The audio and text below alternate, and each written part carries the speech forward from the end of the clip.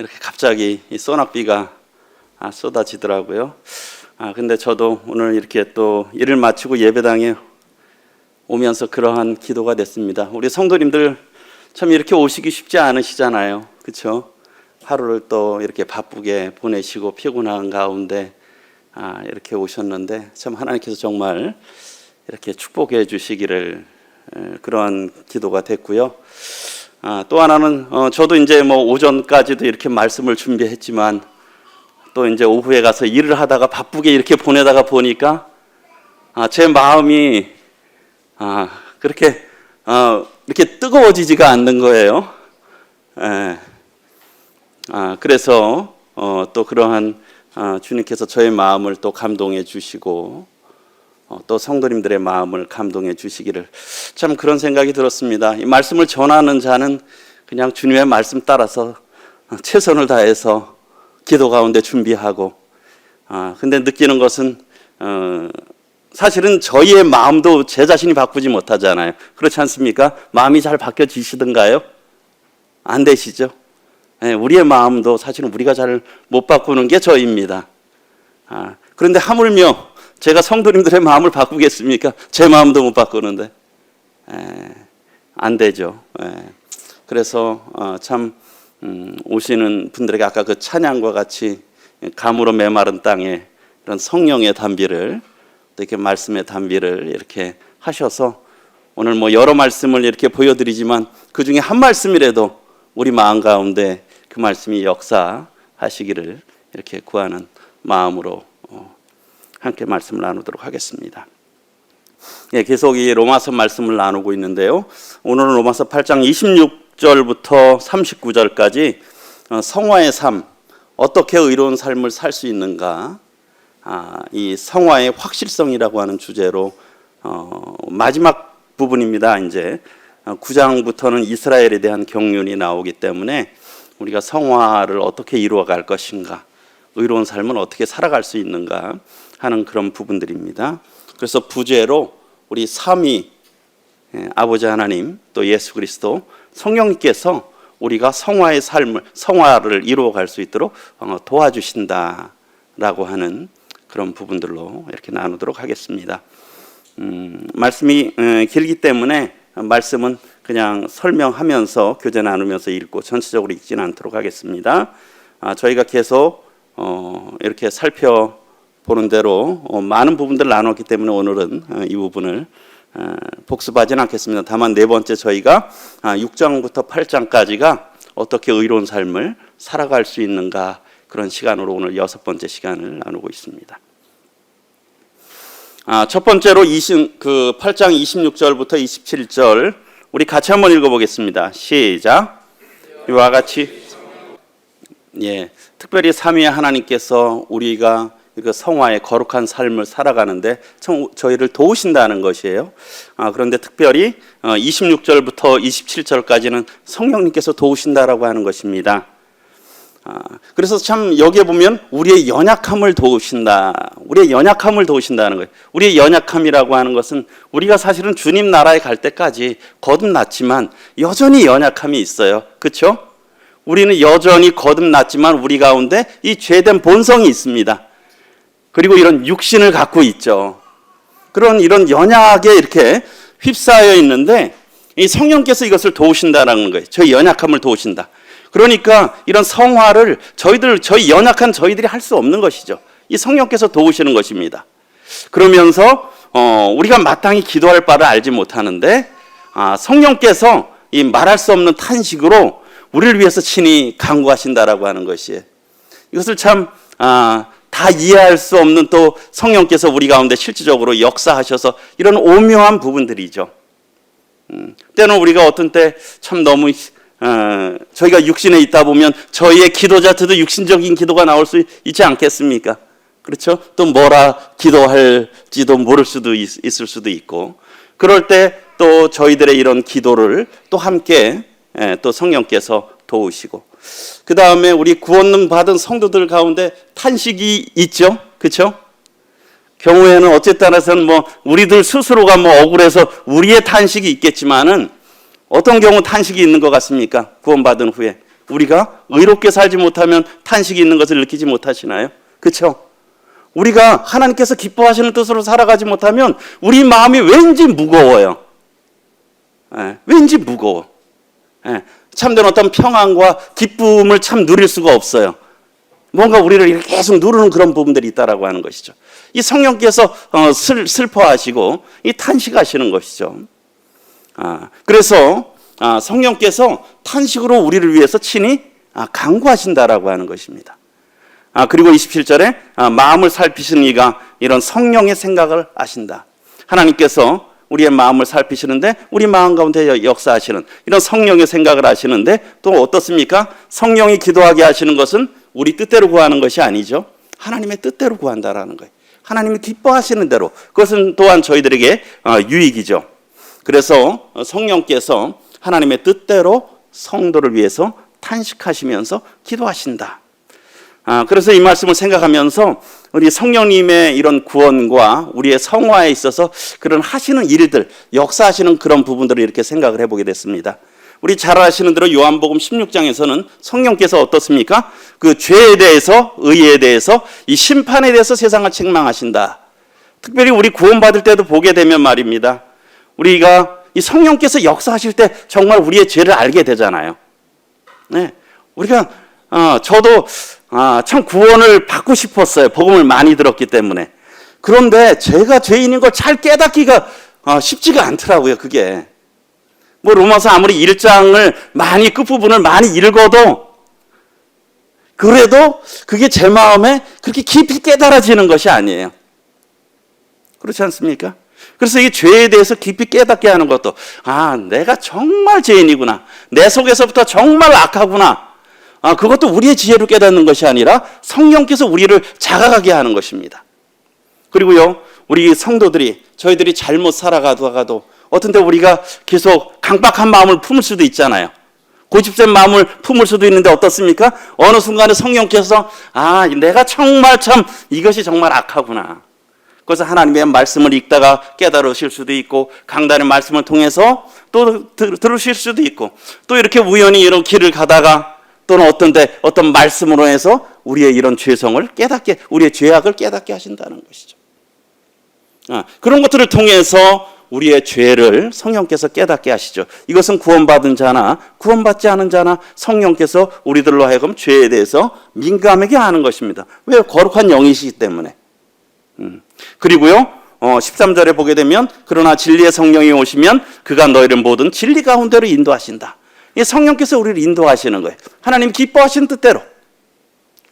그래서 참 이 믿는 자에게 참 이 성령을 주셔서 우리가 이 길을 걷게 하시는 것이죠. 그 다음에 요한복음 14장에서 또 주님께서 말씀하셨죠.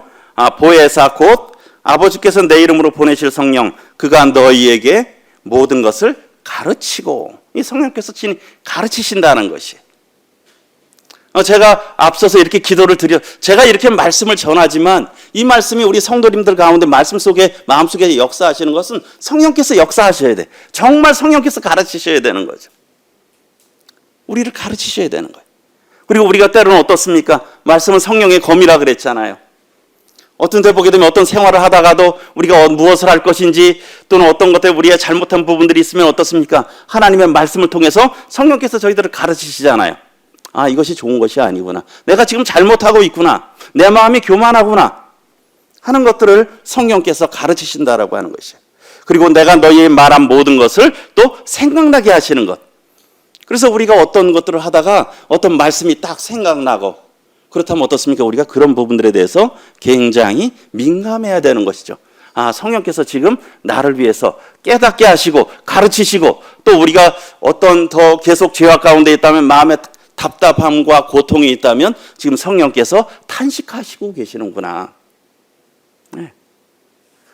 그런 부분들을 우리가 이런 자각할 수 있는 이런 것들이 참 중요하다고 생각됩니다. 이런 성령께서 이러한 일들을 하고 계시죠. 그래서 우리 이러한 성령님께 우리는 어떠한 태도를 가져야 되겠습니까? 이 성령께서 우리 가운데 함께 하시잖아요. 그래서 에베소 4장에서는 하나님의 성령을 근심하게 하지 말라. 인격이시라는 거예요. 이 성령께서 우리만 근심하는 거예요. 근데 우리 마음에 계신 분이 근심하면 우리가 평안하겠습니까? 우리가 평안할 수가 없는 것이에요. 기뻐할 수가 없는 것이에요. 왜요? 성령께서 성령께서 근심하기 때문에. 그렇기 때문에 성도가 죄를 짓고 기뻐하고 아무런 문제가 없다. 그건 굉장히 심각한 문제죠. 구원받지 않았거나 아주 굉장히 그 마음이 강팍해진 상태인 것이에요. 그래서 성령을 근심하게 하지 말라라고 하는 것이에요. 성령을 왜 우리 가운데 우리와 함께 하시는 성령을 근심하게 해서는 것이 안 되시죠. 그 안에서 너희가 구원의 날까지 인치심을 받았느니라. 지난번 주에 이런 몸의 구속 말씀하셨잖아요. 우리는 마음 도장을 딱 찍은 거예요. 하나님의 자녀로서 이 보장해 주는 것이죠. 그러니까 우리가 영원까지 우리를 인치신 분이기 때문에 이 같이 동행해야 되는 거잖아요. 우리가 성도의 삶은 이 성령과 동행하는 삶이잖아요. 다른 삶은 우리가 주님과 동행하는 삶이지 않습니까? 그렇기 때문에 우리가 정말 평안하고 행복하려면 어떻게 해야 되겠습니까? 하나님과 화목해야 되죠. 성령님과 화평해야 돼요. 성령님을 근심하게 해드려서는 안 되는 것이죠. 그래야 우리 마음에 평안이 있고 기쁨이 있는 거예요. 그렇지 않으면 눌림이 있고 우리 마음이 평안이 없어요. 뭔가 꼭 체한 것 같은 영적인 우리가 그런 것들에 대해서 우리가 잘 살펴볼 필요가 있다고 생각이 듭니다. 그리고 또 데살로니가 전서 5장에서는 이 성령께서 역사하실 때 이 성령을 소멸하지 말아야 된다는 거예요. 성령께서 자꾸 어떤 것들을 우리에게 어떻게 하기를 원하시는데 기대하시는데 그것을 자꾸 눌러버려서는 안 된다는 것이죠. 여러 가지 이유로 누를 수가 있잖아요. 그래서 성령을 소멸하지 말라. 그리고 유다서 1장에서는 사랑하는 자들아 너희는 너희의 지극히 거룩한 믿음 위에 자신을 세우며 성령으로 기도하며 기도하는데 우리 육신적으로 기도할 수도 있잖아요. 그렇지 않습니까? 마음에 어떤 불편한 상태로 기도를 한다 그러면 그런 것이 아니라 이 성령으로 기도한다. 하나님의 뜻대로 하나님께서 인도하시는 대로 기도해야 되는 것이죠. 성령으로 기도해야 하며. 그리고 갈라디아서 5장에서는 성령을 따라 행하라. 성령의 인도하심 따라 행하라 하는 것이에요. 그래서 우리가 성령께 대한 합당한 태도는 성령을 우리가 근심시키지 말아야 된다라고 하는 것이에요. 우리 부부가 함께 사는데 예를 들면 남편을 근심시켜요. 또는 아내를 근심시켜요. 그 가정이 화목할까요? 그 부부가 행복하겠습니까? 행복할 수가 없는 거예요. 그리스도인이 성령을 근심시킨다라고 하는 것은 이 행복한 삶이 될 수가 없는 거예요. 그리고 그런 것들을 계속 소멸시키면 계속 무시하면 어떻게 됐습니까? 남편이 아내를 무시하고 아내가 남편을 무시해요. 소멸하는 거잖아요. 그 어떤 의사를 하시려고 성령이 인격체시기 때문에 뜻하는 바가 있으시잖아요. 그리고요, 마음으로 말씀하시잖아요. 근데 그것을 계속 외면해버리고 무시해버리고 그게 소멸이잖아요. 그러면은 결코 우리가 행복한 그리스도인의 삶을 살아갈 수가 없는 거죠. 그래서 우리가 성령으로 기도하며 성령을 따라 행하는 이런 우리에게 올바른 성령님께 대한 반응이 중요하다. 성령님께서는 우리를 도우신다는 것이에요. 연약한 우리를 성령께서 도우신다. 탄식으로 기도하시면서 우리를 도우신다는 것이죠. 그래서 우리가 합당한 이런 반응이 필요하다는 것입니다. 이 말씀을 하면서 제가 시편 32편이 생각이 났어요. 혹자는 이게 다윗의 기도라고 하던데요. 30편 3절에 보게 되면 내가 입을 열지 아니할 때는 종일 신음함으로 내 뼈가 쇠하였도다. 주의 손이 주야로 나를 누르시오니 내 진액이 빠져서 여름 가뭄에 마름같이 되었나이다. 하나님께서 그의 마음을 계속 누르시는 거예요. 완전히 이 진액이 빠지도록. 어떻습니까? 이 진액이 빠지니까 뭐예요? 이 메말라지는 거잖아요. 이 탄식하게 하는 거예요. 특별히 어떤 성경에 이거의 배경이 우리의 아내 밧세바를 범하고 그가 1년 이상을 그거에 대해서 아무런 회개하지 않고 반응 안 보였잖아요. 그랬을 때 어떤 그의 마음에 이런 갈등하는 또 모습을 또 묘사한 것이라고 이렇게 말씀하는 분들도 있더라고요. 예? 그게 주의 손이 누르는 거예요. 그게 성도가 이 죄 가운데 있을 때 주의 손이 눌러요. 자꾸 뭐 하도록요? 5절에 내가 이르기를 내 허물을 여호와께 자복하리라. 그때까지 우리가 죄를 갖고 있으면 하나님께서 동행할 수 없잖아요. 그러니까 계속 압박을 하시는 거예요. 여러 가지로.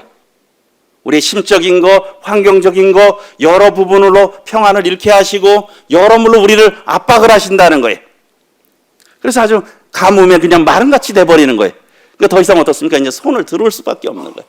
더 이상 그렇게 살 수가 없는 거예요. 그래서 내가 이르기를 내 허물을 여호와께 자복하리라 하고 주께 내 죄를 아뢰고 내 죄악을 숨기지 아니하였더니 곧 주께서 내 죄악을 사하셨나이다. 그래서 그렇게 하신 것은 뭡니까? 우리 성도들로 하여금 자백하게 하고 죄를 떠나고, 그래서 하나님과 무엇이에요? 관계가 회복되는 거잖아요. 우리 자녀들이 있지 않습니까? 부모와 자녀는 아주 매우 친밀한 관계죠. 그렇지 않습니까? 그런데 어때요? 그 관계가 깨지는 때가 있죠. 언제 깨집니까? 이 죄가 들어올 때 깨져요. 예를 들면 자녀가 잘못했다 그러고, 그리고선 계속 그거에 대해서 부모에게 용서를 구하지 않아요. 그럼 계속 부모를 피해 다녀요. 인정하지 않아요. 그 과정이 그 부모와 자식 간이 행복하겠습니까? 행복할 수가 없어요. 왠지 어색한 거예요. 왠지 껄끄러운 거예요. 그런데 어떻습니까? 그러니까 더 이상 껄끄러워서 자녀가 이제는 어떻습니까? 아버지나 어머니 계속 눈치 보면서 마음이 불안해하니까 어때요? 어느 순간에 가서 잘못했습니다 했을 때 어떻습니까? 이 부모가 용서하잖아요. 그리고선 어떻게 돼요? 이제 다시는 이제 그렇게 하지 말아라. 그리고선 그게 관계가 회복되는 거잖아요. 그때까지 부모는 자식이 잘못했는데 어때요? 그냥 부모가 그냥 그거 다 용납해주고 아무 그것에 대해서 훈계도 안 하고, 그러면 그건 올바른 부모의 모습이 아니잖아요. 그렇지 않습니까? 아무리 사랑하는 자식들이라도 올바른 관계가 되기 전에는 그 죄의 문제를 청산해야 되는 거예요. 그래야 정상적인 관계가 되는 겁니다. 그래서 이렇게 허물을 여호와께 자복할 때, 내 죄악을 숨기지 않았을 때 주께서 어땠습니까? 내 죄악을 사하셨다. 우리 6절 같이 한번 읽어보겠습니다. 시작.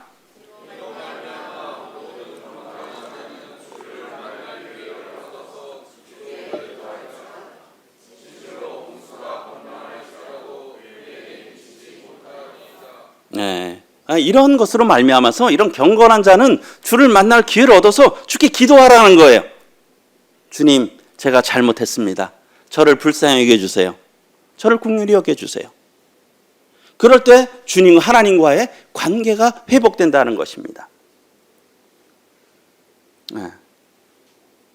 시편 51편 5절이죠. 다윗이 선지자 나단이 온 다음에 그 책망을 듣고 내가 주께만 범죄했다고 그가 그렇게 얘기하고 있잖아요. 이 하나님과의 관계가 끊어진 거예요. 그러다 보니까 그게 너무 괴로운 거예요. 너무 괴로운 거예요. 그래서 우리 가운데 죄가 있고 죄가 있는데 그것을 하나님 앞에 자백하지 않고 그것을 계속 갖고 있을 때 결코 그 안에는 평안과 기쁨이 없다는 것이에요. 왜요? 성령께서 우리 가운데서 역사하시기 때문에. 그래서 하나님께서 계속 우리를 고통 가운데 있게 하시는 거죠. 뭐예요? 주의 손이 주야로 누르시는 거예요. 손들 때까지. 참 하나님의 은혜 아닙니까? 예, 하나님께서 그렇게 하신다는 거죠. 그래서 그 뒤에 보게 되면 9절에 보면 너희는 무지한 말이나 노새같이 되지 말라. 그냥 잡아 당겨야 그냥 콧둘레를 뚫고 그냥 그래서 재갈을 멀리고 굴레를 씌워서 끌면 어떻습니까? 이 주인도 힘들고 그 짐승도 힘들잖아요. 그러니까 어때요? 이게 순순히 따라가는 것이죠. 네. 그래서 너희는 무지한 말이나 노새같이 되지 말지어다. 그것들은 재갈과 굴레로 단속하지 아니하면 너에게 가까이 가지 아니하리로다. 우리가 하나님 앞에 하나님께서 그냥 우리의 콧둘레를 뚫어가지고 이렇게 끌고 가게 해서는 안 된다는 거예요. 네. 우리가 혹시 그러한 모습들이 있다면, 성령님의 우리가 불순종하는 것이 있다면 우리가 이 무지한 말이나 노새같이 고집을 부려서는 안 된다라고 하는 것이죠. 어쨌든 참 이런 우리의 연약함을 아시고, 참 이게 우리의 연약함입니다. 고집세고 참 이런 연약함이 저희에게 있다는 것이에요. 그러나 성령께서 저희를 위해서 다 탄식으로 기도하시고 역사하신다라고 하는 것이죠. 그래서 저희들이 이러한 성령님께 대해서 올바른 태도로 반응을 보이는 것은 굉장히 우리 그리스도인에게 중요하다라는 것입니다. 그리고 28절부터 30절까지는 그런데 하나님께서 저희를 향한 아주 놀라운 계획을 갖고 계신다는 거예요. 특별히 28절 우리가 알거니와 하나님을 사랑하는 자 곧 그의 뜻대로 부르심을 입은 자들에게는 모든 것이 합력하여 선을 이루느니라. 이 합력하여 선을 이루시는 하나님이신데요. 제가 개인적으로 이 말씀 참 좋아합니다. 저의 삶을 봐도 정말 하나님께서 합력해서 선을 이루셨구나 하는 생각이 들었어요. 제가 그래서 이 말씀을 이렇게 하면서 이것을 어떻게, 저도 이제 가끔씩 이렇게 표현하는데 이걸 어떻게 표현하면 좋을까 하는 그런 생각이 들어서 이런 그 왼쪽과 오른쪽입니다. 이게 저기 그 2살짜리 딸의 이름이 이브라고 하는 딸인데요. 그 캐나다인 루스 우스터만이라고 하는 엄마가 이 딸아이가 낙서를 하면 그 옆에다 그걸 가지고 엄마가 그림을 그리는 거예요. 이해되십니까? 그러니까 이 왼쪽에 이 딸아이가 낙서한 거예요. 2살짜리 아이가. 그러니까 자기가 생각이 있겠어요? 그냥 막 그린 거죠. 그럼 엄마가 그거를 가지고선 그림을 그리는 거예요. 이 작품을 그리는 거죠. 여기도 아이가 이렇게 낙서를 했는데 엄마가 이렇게 그림을 그린 거예요. 그리고 이것도 왼쪽도 딸아이가 낙서를 한 거고 여기에 보게 되면 그 낙서들이 다 남아 있어요. 그걸 가지고 엄마는 뭐냐면 멋진 작품을 만드는 거예요. 이렇게 낙서가 작품이 됐죠. 저의 생애를 돌아봐도 그렇더라고요. 제가 어리석고 무지해서 저의 좀 짧은 생애지만 하다 보면 낙서를 정말 엄청 많이 해버렸어요. 방황도 많이 하고 부모님 속도 많이 썩이고 성도님들에게도 아픔도 드려 많은 부분들이 지금도 여전히 마찬가지지만 그렇게 했는데 지금에 와서 보니까 하나님께서 그걸 가지고 다 작품을 만드신 거예요. 제가 보기엔 이런 한 머리에 그냥 잘못 간 인생을 갖다가 막 여기저기 낙서를 해서 그냥 이거 어디다 써먹을까 했는데 지나고 보니까 하나님께서 그것으로다가 작품을 만드셨다는 거예요. 그렇지 않습니까? 예. 정말 참 모든 것을 합력해서 하나님께서 선을 만드시는 하나님의 큰 계획을 이루어 가시는 참 저희 모든 인생들은 다 이렇게 그냥 이 2살짜리 어린애와 같이 낙서하는 그냥 이 백지를 다 망가뜨리잖아요. 죄를 졌기 때문에. 그런데 하나님께서는 그것을 가지고 멋지게 작품을 만드신다는 것이에요. 그것이 우리의 제가 그래서 이 로마서 8장 28 개인적으로 저의 간증입니다. 참 하나님의 은혜라고 생각이 듭니다. 우리가 망쳐버린 인생을 할 때는 참 그렇게 했는데 하나님께서 너무도 아름답게 지금에 와서 멋진 작품을 만들어가고 계시는 거죠. 지금도 어찌 보면 또 우리는 또 낙서를 또 하고 있는지 모르겠습니다. 그러나 하나님께서는 또 앞으로 한 20년이 지나서는 또 그것으로 멋진 작품을 하나님께서 이루어 가실 것이에요. 그런 걸 생각할 때 참 감사가 되는데요. 참 하나님의 뜻대로 사랑하는 자, 하나님께서 사랑하는 자, 그 뜻대로 부르심을 입은 자들에게는 모든 것이 합력해서 선을 이루신다는 것이에요. 그런데요, 하나님께서 어떤 게 있습니까? 추구하시는 방향이 있으실 거 아니에요. 목표가 있으실 거 아니에요. 특별히 29절과 30절에는 하나님께서 저희들을 향한 그 계획이 얼마나 놀라우신지 말씀하고 있어요. 29절에 보게 되면 하나님이 미리 하신 자들을 또한 그 아들의 형상을 본받게 하기 위하여 미리 정하셨다는 거예요. 하나님께서 저희들을 위해서 기대하시는 건 뭐냐면 아들의 형상을 본받는 거예요. 예수 그리스도를 본받는 것이라고 하는 것이죠. 이것은 우리가 이 땅에 살아가면서 그리스도의 인격을 닮아가는 그런 부분들 포함해서 우리가 장차 주님의 나라, 우리가 새로운 몸을 입게 될 때는 주님의 어떤 성품과 주님의 몸과 같은 몸으로 우리의 부활까지도 다 말씀하고 있다라고 하는 거예요. 이게 하나님께서 우리를 향한, 사람을 향하신 그리신 아주 큰 그림이라는 거예요. 그래서 예수님이 뭡니까? 미리 정하셨으니 이는 그로 많은 형제 중에서 맏아들이 되게 하려 하심이라. 우리 맏아들이 뭔지 아시죠? 첫째 아들이잖아요. 첫째 아들이니까 나머지 아들들도 다 그 아들을 따라가게. 우리 주님을 닮게. 우리 형제들은 뭡니까? 닮죠. 우리 어떤 한 형제가 강릉을 갔다 오더니 저희 형님이 저랑 똑같이 닮았다고 그 얘기를 하더라고요. 형제들은 닮잖아요. 형제들은 닮지 않습니까? 그걸 닮아가게, 우리 주님을 닮아가게 하신다는 것이죠. 그게 하나님의 뜻이에요. 형제이기 때문에 우리 하나님의 자녀지 않습니까? 그럼 맏아들 대신 예수 그리스도를 닮아가는 게 우리를 향하는 하나님의 큰 그림이라는 거예요. 그렇기 때문에 이스라엘 백성을 광야에서 그렇게 낮추셨던 것처럼 우리의 삶의 여정에서 광야를 걷게 하신다는 것이죠. 그래서 우리를 참 낮게 하시고 우리가 정말 우리의 옛사람이 얼마나 형편없는지, 얼마나 무가치한지 그런 것들을 아주 계속 깨닫게 하시는 거예요. 참 악함과 연약함을 깨닫게 하시는 거죠. 우리가 이 세상을 떠날 때까지 그걸 깨닫게 하는 거죠. 그러니까 철든다는 건 무엇입니까? 자기가 하나님 앞에서 어떤지를 알아가는 게 그게 철드는 거 아니겠어요? 그렇죠? 그게 철드는 거 아닙니까?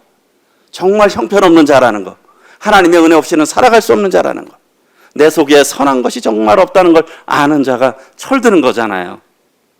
그러니까 어떻습니까? 그럴 때 누구를 의지하겠어요? 우리 자신을 의지하지 않고 이 주님을 의지하잖아요. 그래서 어쨌든 하나님께서 저희들에게 기대하시는 것은 그 아들의 형상을 본받게 하기 위한 것이라는 것이에요. 그리고 30절에 미리 정하신 그들을 또한 부르시고, 부르신 그들을 또한 의롭다 하시고, 의롭다 하신 그들을 또한 영화롭게 하셨느니라. 하나님께서 부르셨다. 그리고요, 부르고 끝낸 것이 아니라 의롭다 하시고 또 영화롭게 하셨다. 그 부분에 대해서 조금 더 뒤에서 말씀드리겠습니다. 특별히 윌리엄 맥도날드 형제님은 그 아들의 형상을 본받음에 대해서 이렇게 그의 주석에서 기록을 하고 있습니다. 불경건한 죄인들이 은혜의 기적으로 언젠가 그리스도의 형상으로 변화된다는 것은 하나님의 계시에 대한 가장 놀라운 사실 중 하나이다. 이런 것들이 우리가 지금 너무 막연해 보이지 않습니까? 그렇죠? 그리스도의 형상을 닮는다는 것이. 그러나 분명한 것은 참 이게 놀라운 계시인데요, 우리가 언젠가는 그리스도의 형상으로 변화한다는 것이에요. 우리 성도님들, 내 자신이 봐도 제가 연약하고요, 주위에 있는 성도님들 봐도 연약하시죠? 우리 다 연약하잖아요. 다 허물이 많지 않습니까? 분명한 이 약속의 진리의 말씀은 뭐라고 말씀하고 있냐면 언젠가 우리가 그리스도의 형상으로 변화한다는 것이에요. 그리고 물론 요점은 우리가 하나님의 속성을 소유한다거나 그리스도와 같은 얼굴을 가지게 된다는 것이 아니다. 그것은 아니지만 뭡니까? 도덕적으로 우리가 이 땅에서는 지금은 아니지만 우리가 지금은 점점 이 땅에서도 그것을 미리 우리 본향에 갈 것 같은 우리 모델하우스에 가기를 통해서 그것을 이렇게 보고 경험하잖아요. 그렇듯이 우리가 장차 도덕적으로 그분과 같이 죄가 전혀 없는 상태가 되고 그분과 같이 영화롭게 된 몸을 가지게 된다는 것이다. 아멘이십니까? 예, 아멘 아니십니까? 예. 정말 저희가 이런 믿음 갖고 있는 거 아니에요? 이런 믿음이잖아요. 우리는 정말 도덕적으로 완전한 자들이 됩니다. 그렇죠? 지금은 많은 연약함이 있지만 완전한 자들이 돼요. 그리고요, 그분의 몸같이 지금의 이런 연약한 몸이 아니에요. 어떤 몸인지는 우리는 잘 몰라요. 그러나 완전한 몸으로 된다는 이 주님이 약속하셨잖아요. 우린 그걸 바라보고 있는 거예요. 이 그리스도 형상을 닮아간다는 것이 그것이라는 거예요. 그래서 그 영광의 날에 그분은 많은 형제 중에서 맏아들이 되실 것이다. 그렇기 때문에 우리가 미리 거기 가서 하기 전에 예행 연습하면서 지금 닮아가는 거예요. 이 세상에 살아가는 것이. 어찌 보면. 그렇죠? 우리가 입을 모습을 해서 최대한 거기에 우리가 다다를 수는 없지만 그렇게 따라가는 거예요. 그것이 성도의 삶이라는 것입니다. 그게 성화의 과정이죠. 그리고 하나님의 계획의 세 단계, 아까 부르심이라고 해서 헬라어로 칼레오라고 하는데요. 부르심. 그래서 로마서 8장에 또 미리 정하신 그들을 또한 부르시고, 이 칼레오인데요. 우리 마태복음 9장에 보게 되면 나는 의인을 부르러 온 것이 아니요 죄인을 부르러 왔노라 하시니라. 이것도 역시 그런 칼레오라고 하는 단어를 부르셨다. 네, 부르신 거예요. 그러니까 어떻습니까? 주님은 다 부르셨어요? 죄인을 부르러 오셨죠, 그렇죠? 근데 의인을 부르러 온 것이 아닌데, 그러면 하나님은 우리 주님은 모든 사람을 위해서 부르러 오신 게 맞겠습니까? 안 맞겠습니까? 조금 어렵습니까? 사실은 모든 사람이 다 죄인이잖아요. 그렇죠? 그러니까 사실은 우리 주님은 모든 사람을 다 부르러 오신 거예요. 부르러 오신 거예요. 왜? 죄인을 부르러 왔다고 했잖아요. 모든 사람이 다 죄인인데 주님이 죄인을 부르러 오셨어요.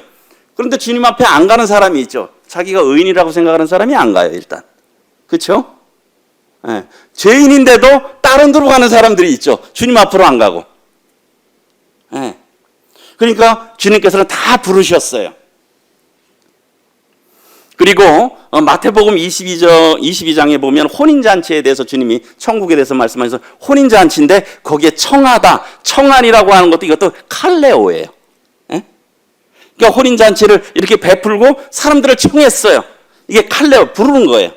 그런데 어떻습니까? 많은 사람들이 여러 이유로 이 청함을 거부했잖아요. 그랬더니 주인이 내거리 길에 가서 3절에 보면 그 종들을 보내어 그 청한 사람들을 혼인잔치에 오라 하였더니 오기를 싫어했어요.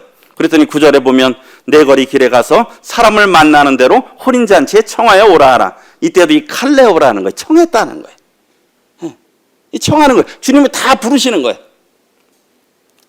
그래서 여긴 다 부름에 응답하셨습니까? 예, 이 부름에 응답하는 게 참 굉장히 중요하죠. 부름에 응답하는. 그래서 우리 맥도날드 형제님은 또 이 부분을 이렇게 쓰셨더라고요. 부름에는 일반적 부르심과 유효한 부르심이 있다는 거예요. 일반적인 부르심이라는 것은 뭡니까? 아까 했듯이 하나님은 모든 사람을 다 부르셨어요. 내가 의인을 부르러 온 것이 아니라 죄인을 부르러 왔다. 이건 뭡니까? 모든 사람을 다 부르셨잖아요.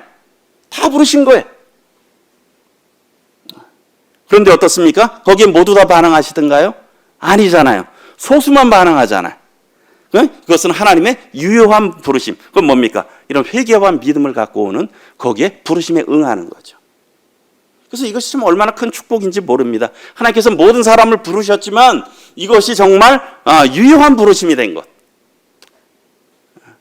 우리가 형제자매들께서 참 이렇게 하나님의 말씀을 듣고 구원받은 것, 저도 역시 마찬가지. 참 감사하잖아요. 그렇죠? 네, 감사한 것입니다. 우리 복음 들은 분들 얼마나 많았습니까? 이 울산 중부교를 통해서도 복음 들은 분들 얼마나 많아요. 뭐 보통 복음 집회하면 적어도 한 20명 이상은 오시잖아요. 그렇죠? 물론 고정적으로 오시는 분들이 있지만 벌써 몇십 년간 복음 집회를 했잖아요. 그렇지 않습니까? 그럼 우리 성도를, 여기 울산 중부교의 성도님들을 통해서도 개인적으로 전도하시고 몇천 명이 복음을, 이 부르심을 받았을 거예요. 그런데 거기에 유효한 부르심은 얼마나 됩니까?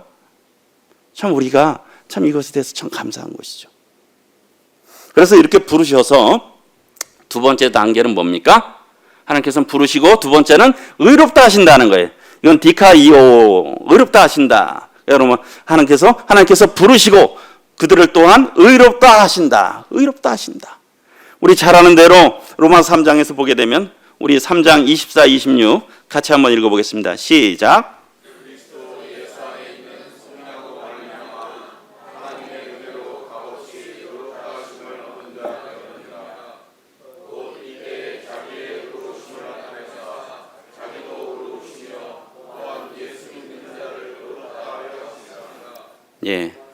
예, 로마서 3장입니다. 감사합니다. 예, 우리가 하나님의 은혜로 의롭다 하심을 얻었고요. 예수 그리스도를 믿음으로 의롭다 하심을 얻었잖아요. 여기 의롭다 하심이 다 디카이오입니다. 의롭다 하심을 우리가 얻은 거예요. 우리는 원래 의로운 자가 아닌데 의롭다 하심은 그것을 얻은 거예요. 예, 하나님이 주신 것이죠. 그래서 부르시고 의롭다 하신 것입니다. 그래서 우리가 결국 오늘 로마서 8장까지 왔잖아요. 그렇죠? 죄에 대해서도 우리가 함께 했고 칭의에 대해서도 함께 했고 지금 성화의 과정에 왔잖아요.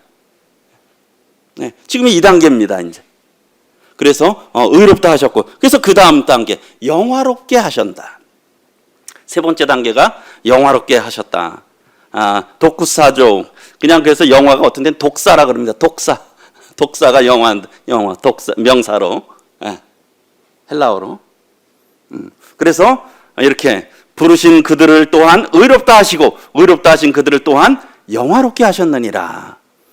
특별히 그리고 이 영화라고 하는 이 독구사조하고 우리가 지난주에 했던 로마서 8장 생각하건대 현재의 고난은 장차 우리에게 나타날 영광과 비교할 수 없도다. 이게 명사형인데 이게 독사입니다. 이게 같은 단어예요. 같은 의미를 갖고 있어요. 영화롭게 하셨느니라, 영광, 이게 같은 단어예요.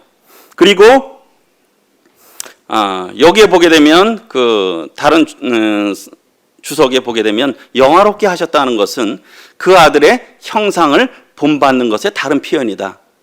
영화롭게 하셨다는 것. 앞서서 우리로 하여금 그 아들의 형상을 본받게 하기 위한 거하고 여기에 보면 영화롭게 하셨다라고 하는 것. 그래서 이런 영화롭게 하셨다라고 하는 것은 우리가 많이 아시는 대로 뭡니까? 이 몸의 구속을 말하는 것이죠. 몸의 구속. 우리가 새롭게 변화되는 거예요. 그러니까 이것은 미래 일이잖아요. 그렇죠? 미래 일입니다. 엄밀하게. 미래 일이에요. 근데 여기에 이것은 뭐냐면 이미 과거형으로 기록하고 있어요. 영화롭게 하셨다. 그건 뭡니까? 이건 확실한 사실의 표현이에요. 우리가 아직 영화롭게 되지 않았지만 우리는 이미 영화롭게 되었다라고 하는 거예요. 하나님께서 약속하셨기 때문에 우리는 분명히 영화롭게 된다는 거예요. 그게 이미 영화롭게 될 것이기 때문에 미래형으로 쓰지 않고 영화롭게 우리는 되었다라고 하는 것입니다. 하나님 그렇게 보시는 거예요.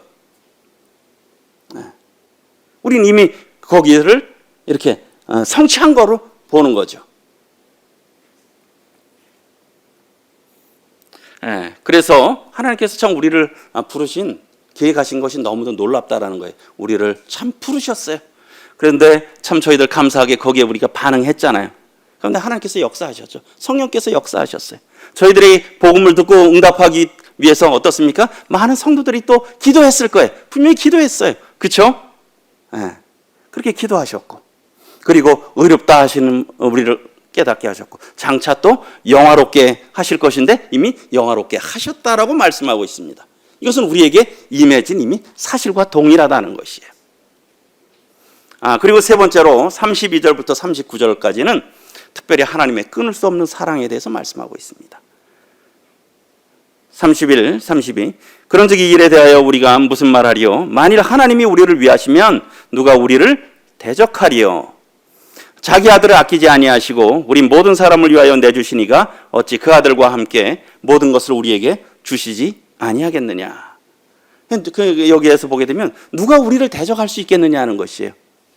그 누구도 우리를 대적할 수 없다는 것이죠. 왜 그렇습니까? 하나님이 우리를 위하신다는 것이에요. 그리고 하나님께서 우리를 사랑하시는데 얼만큼 사랑하시느냐? 아들을 주시기까지 우리를 사랑하신다는 거예요. 다른 그 요한복음 10장에 보게 되면 그들을 주신 내 아버지는 만물보다 크심에 아무도 아버지 손에서 빼앗을 수 없느니라. 하나님이 만유보다 크심에 만물보다 크심에 우리 그렇죠? 누군가가 우리를 정말 강한 분이 우리를 붙들고 있다면 그 누구도 빼앗아갈 수 없잖아요. 하나님께서 우리를 사랑하시고 우리를 붙들고 계시기 때문에 그 누구도 우리를 대적할 수 없다는 것입니다. 우리가 아이들이 그런 거 많이 하잖아요. 조그만 꼬맹이가 아빠 손 들고 다니면 굉장히 어떻습니까? 당당하잖아요. 그렇죠? 왜요? 아빠를 의지하는 거 아니에요. 담대함이 있잖아요. 그래서 그 누구도 대적할 수 없다. 왜요? 우리를 사랑하시는 분은 아들까지 주시는 하나님이신데 그분은 만유보다 크신 그분이 우리를 위하신다는 거예요. 우리를 위하신다는 것이죠. 그래서 누가 대적하겠느냐? 그 다음에 33절에는 또 누가 우리를 고발하겠느냐? 누가 능히 하나님께서 택하신 자들을 고발하리요? 의롭다 하시는 이는 하나님이시니. 우리 고발 아시죠? 고발. 어떤가 우리 요즘에 참 고발이 많잖아요. 뭔가에 대해서 죄에 대해서 어디 이렇게 고발하잖아요. 그건 뭐 죄가 있다라고 하는 거잖아요. 그렇죠? 그런데 뭡니까? 하나님께서 이미 죄가 없다고 했어요.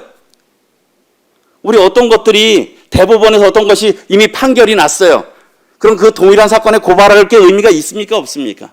그건 의미가 없어요. 이미 그렇게 최종 판결이 났는데 하나님께서 최종 판결을 내주셨어요. 의롭다 하시는 이는 하나님이 최종 판결을 내리셨어요. 그래서 히브리서 10장 우리 17, 18 같이 한번 읽어보겠습니다. 시작.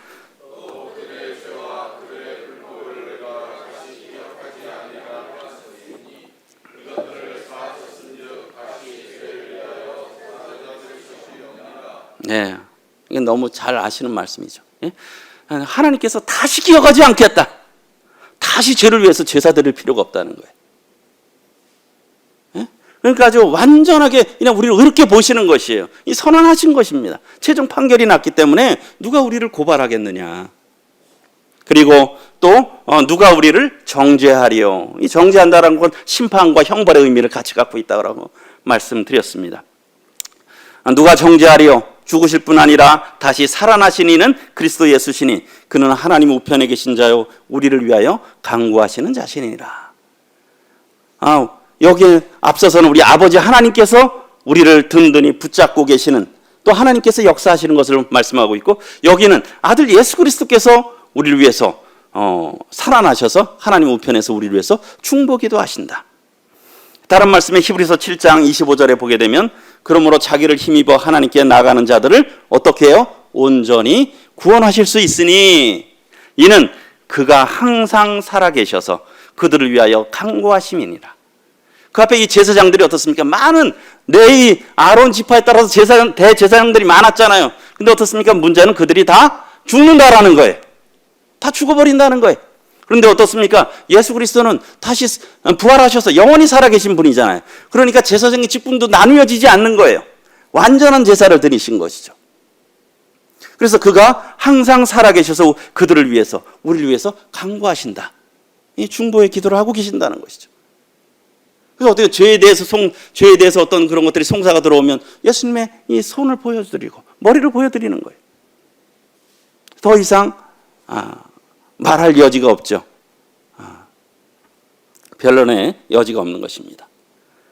그래서 우리 로마서 8장 1절에서 그러므로 이제 그리스도 예수 안에 있는 자에게는 어떻습니까? 결코 정죄함이 없느니라. 참 너무 감사한 말씀 아닙니까? 우리의 구원이 정말 확실한 말씀들이잖아요. 예? 예. 정말 우리가 그리스도 예수 안에 있는 자들은 결코 정죄함이 없기 때문에 누가 정죄하겠느냐는 것이, 누가 고발하겠느냐는 것이, 누가 대적하겠느냐, 할 수 없다는 것입니다. 그리고 누가 그리스도의 사랑에서 우리를 끊겠느냐. 35절 누가 우리를 그리스도의 사랑에서 끊으려? 환난이나 공고나 박해나 기근이나 적신이나 위험이나 칼이랴. 기록된 바 우리가 종일 주를 위하여 죽임을 당하게 되며 도살할 양같이 여김을 받았나이다 함과 같으니라. 그러나 이 모든 일에 우리를 사랑하시는 이로 말미암아 우리가 넉넉히 이기느니라. 참 얼마나 많은 어려움과 핍박과 어려운 상황들이 있겠습니까? 그러나 우리를 사랑하시는 이로 말미암아 그 아들 주님과 또 아버지 하나님께서 우리를 사랑하시기 때문에, 만유보다 크신 분이시기 때문에 우리가 이런 그리스도의 사랑에서 결코 끊을 수 없다는 거예요. 그리고선 끝부분에 결론적으로 끊을 수 없는 사랑에 대해서 확신의 결말을 내고 있죠. 내가 확신하노니 사망이나 생명이나 천사들이나 권세자들이나 현재일이나 장래일이나 능력이나 높음이나 깊음이나 다른 어떤 피조물이라도 우리를 우리 주 그리스도 예수 안에 있는 하나님의 사랑에서 끊을 수 없느니라. 참 너무 참 감사한 말씀이죠. 참 우리가 이런 말씀들은 다 전체를 이렇게 암송해서 이렇게 늘 묵상해도 참 좋을 것 같아요. 우리의 어떤 연약함이 있을 때, 두려움이 있을 때 하나님의 사랑에서 결코 우리를 끊지 못한다. 이걸 확신한다는 거예요. 이런 확신 가운데 있으니까 사도 바울이 얼마나 평안하겠어요. 참 우리가 그것을 구해 정말 이러한 큰 확신이 저희들 가운데 있기를. 여기서 사망, 생명, 천사, 권세자들, 현재일, 장래일 포함 안 되는 거 있습니까? 사망과 생명 안에 다 모든 것이 들어가지 않아요? 다 죽고 사는 문제 아닙니까? 이 세상의 모든 것들이 보이는 것이나 보이지 않는 것이나 다 여기에 포함되잖아요. 이러한 우리의 확신에 우리가 사로잡힐 때 우리의 삶은 정말 능력 있는 삶이 될 것입니다. 그 아가서에는 이 사랑의 힘이 나오죠. 어떻습니까? 사랑은 죽음같이 강하다. 그렇죠? 이 어머니들 사랑이 참 대단하시잖아요. 자식을 위해서 목숨을 내놓잖아요. 그렇죠? 부모의 사랑이. 이 사랑은 죽음같이 강하는 거잖아요. 예수 그리스도께서 우리를 위해서 죽으신 것도 하나님께서 우리를 사랑하셨기 때문에 이 죽음보다 강한 거잖아요. 사랑은 죽음같이 강하고, 그래서 많은 물도 이 사랑을 끄지 못하겠고 홍수라도 삼키지 못하리니. 참 이런 놀라운 사랑이 있습니다.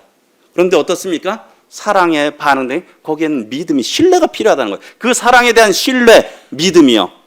무릇 하나님께로부터 난 자마다 세상을 이기느니라. 세상을 이기는 승리는 이것이니 우리의 믿음이니라. 뭐에 대한 믿음일까요? 하나님께서 정말 나를 사랑한다라고 하는 믿음. 그렇죠? 하나님께서 살아계셔서 정말 나를 사랑하신다라고 하는.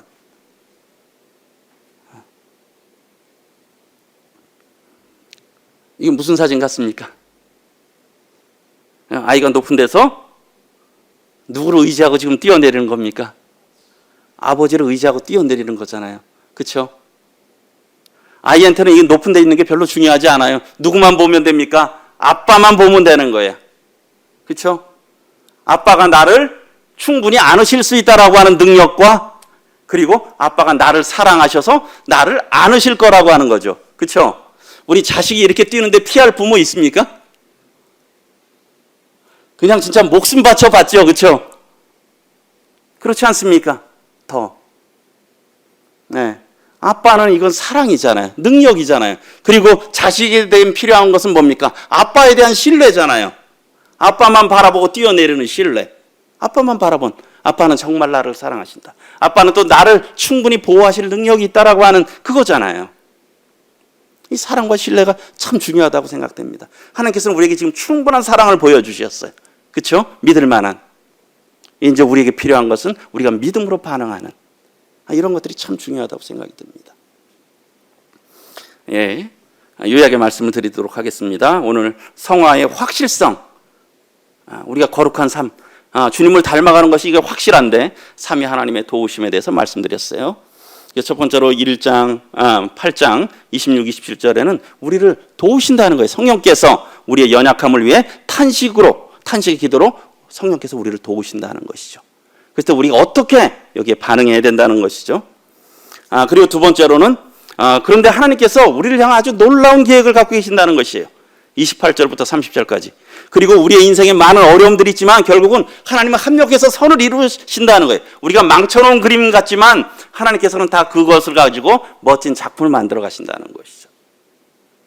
그리고 하나님의 놀라운 계획은 뭡니까? 우리들로 하여금 아들의 형상을 본받게 하기 위한 것이라는 거예요. 그러기 위해서 우리를 부르시고 의롭게 하시고 영화롭게 하셨다라고 하는 것입니다. 이게 하나님의 뜻입니다.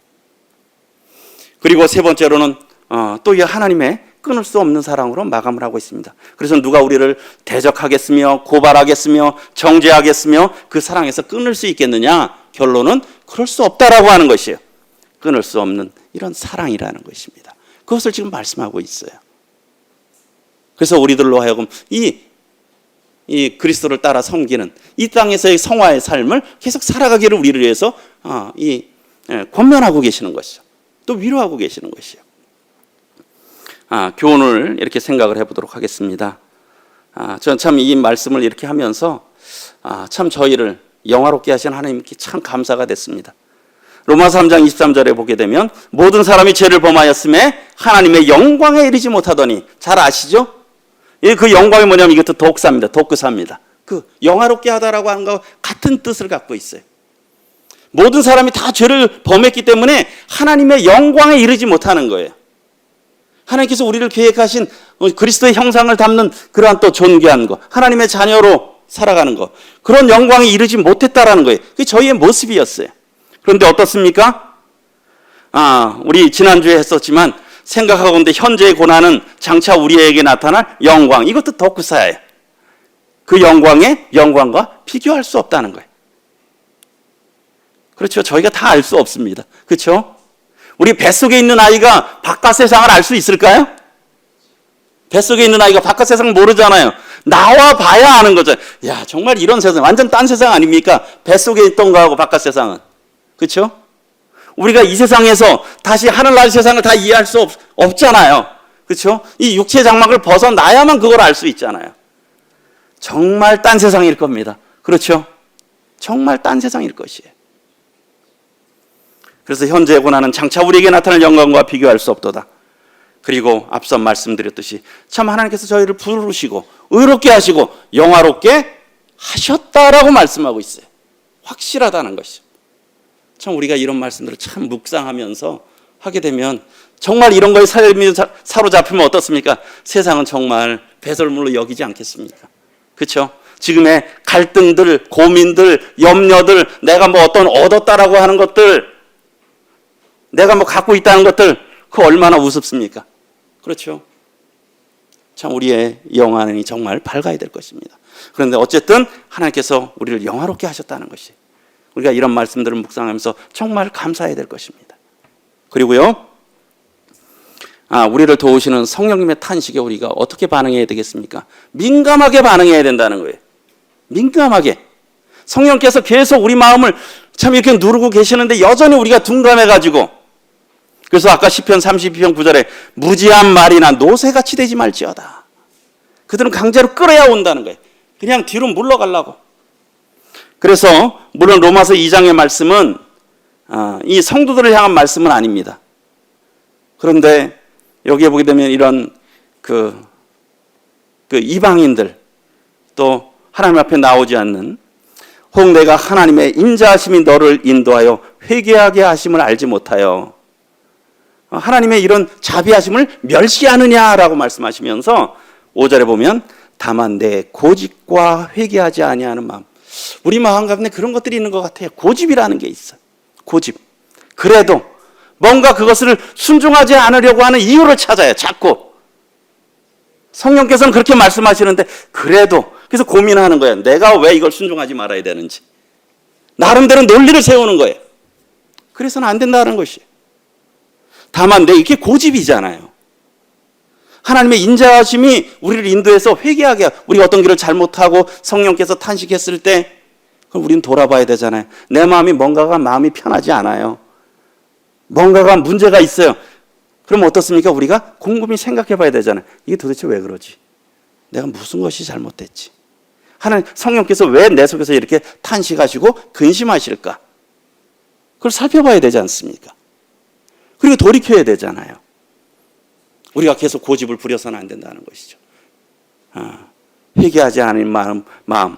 이것이 복음을 거부하는 자들에게는 어떻습니까? 하나님의 의로우신 심판, 이 진노의 날에 쌓을 진노를 쌓는 거예요. 우리가 지옥이야 가지 않지만 계속 우리가 어떤 것들에 성령의 음성에 거절한다면 하나님께서 징계하시잖아요. 또 상급을 입고 이 세상을 의미 없게 살아갈 수가 있잖아요. 그렇지 않습니까? 그래서 우리가 우리를 도우시는 성령의 탄식에 민감하게 반응해야 된다. 이렇게 해서는 안 된다는 겁니다. 그렇죠? 안 가겠다고 성령께서 이끄는데 그냥 이렇게 해서는 안 된다는 거죠. 우리가 노새같이, 어리석은 노새같이, 무지한 말같이 돼서는 안 되는 것입니다. 우리 성령님의 인도하심에 민감해야 된다는 것이죠. 네.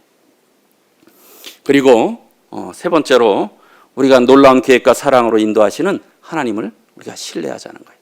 사실 저희는 잘 모릅니다. 그렇죠? 네. 지금의 것들을 잘 몰라요. 그럼 어떻습니까? 분명한 건 우연은 없다는 것입니다. 다 하나님의 뜻 가운데 있다는 것이죠. 물론 그 가운데는 우리가 잘못했기 때문에 잘못된 선택으로 잘못된 결과들이 일어나는 것들도 있어요. 그러나 비록 그렇게 될다 할지라도 그 시점에서 우리가 다시 돌이켜야 되는 것이죠. 그래서 그 길을 가서는 안 되는 것이잖아요. 왜요? 하나님께서는 모든 것이 합력하여 선을 이루시고요, 우리를 부르시고 의롭다 하시고 영화롭게 하시는 이런 하나님이시라는 것이에요. 그리고 우리가 이 모든 일에 우리를 사랑하시는 이로 말미암아 우리가 넉넉히 이긴다. 여기는 좀 더 다른 그림으로 했는데 이 여자아이는 더 과감하게 뛰죠. 아빠가 다칠 정도로 뜁니다. 우리가 하나님을 이렇게 신뢰함으로 정말 하나님 앞에 나아갈 때, 그 다음에 하나님 책임 아닙니까? 그렇죠? 이렇게 뛰었는데 그럴 리가 없잖아요. 하나님이 안 받아주실 리가 없잖아요. 그래서 우리가 믿음의 삶으로 이렇게 들여가야 될 것입니다. 그래서 오늘 우리의 성화를 이렇게 도우시는 성화의 확실성에 대해서 말씀을 했습니다. 그래서 우리가 그런 얘기에 속아서는 안 됩니다. 그리스도인은 이 세상에서 거룩하게 살아갈 수 없어. 그냥 이렇게 살아가는 게, 적당히 살아가는 게 그냥 당연한 거야. 이건 성경에서만 가르치는 거야. 그건 사단이 주는 생각입니다. 우리가 정말 그러기를 사모하고 주님의 능력을 구하면서 할 때 우리가 물론 완전한 사람은 될 수 없지만 하나님이 기뻐하시는 뜻을 따라 우리가 육체의 나무대를 살아갈 수 있다라고 하는 것입니다.